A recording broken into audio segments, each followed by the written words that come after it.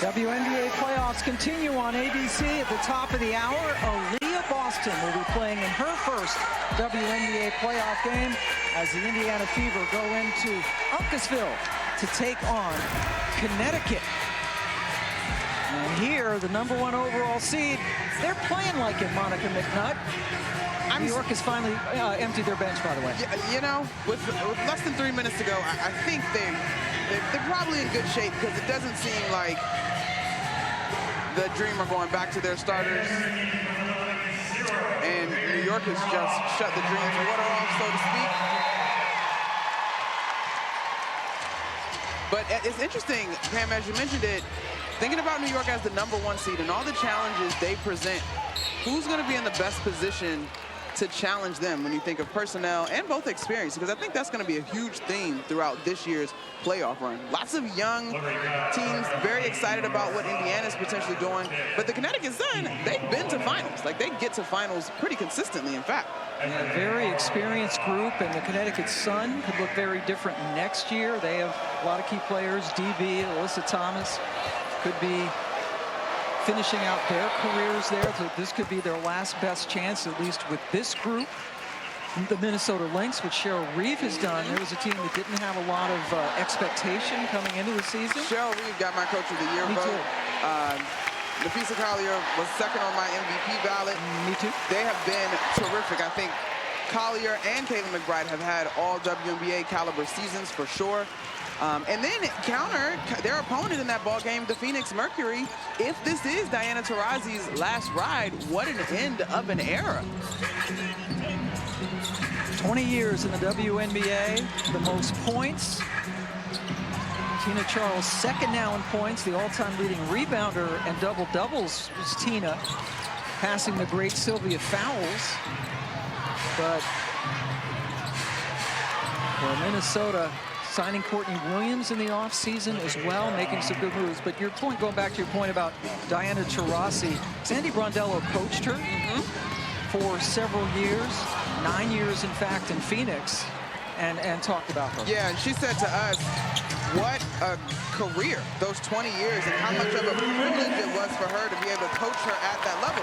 She's like, I'm not sure anyone will be able to replicate the way that Diana has been able to grow the game, been such a professional, her leadership and her will to win.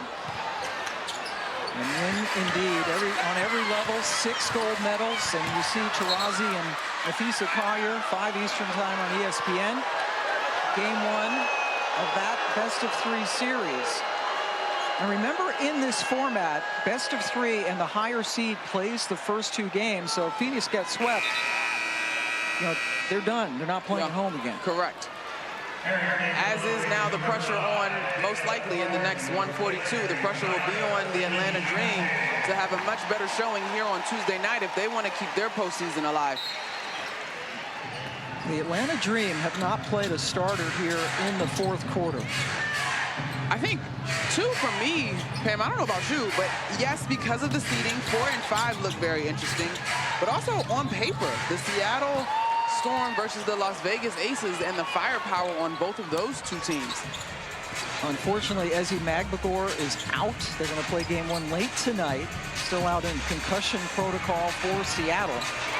Sabali with the finish. And the Aces, after scuffling a little bit to start the season, they're doing all right now. Yeah, in the month of September, 8 games, they went 7-1. The one loss was here versus the Liberty without Asia Wilson. 6 of those games were on the road as Letitia Amihir gets that one to go. But on the flip side of that, Seattle, I mean, Jewel Lloyd, Nneka Ogwumike, Skylar Diggins-Smith, that's a big 3 in and of itself. Thornton missed wide left. And yes, Jewel Lloyd and the Storm taking on MVP, unanimous MVP. Unanimous. Asia Wilson, well deserved. On ESPN. Way to go, Asia. Our friends, LaTonya Robinson, Angel Gray, Taylor Tannenbaum will have that call for y'all tonight. I'll be watching. Absolutely. Asia Wilson, by the way, broke Diana Taurasi's single season scoring average record.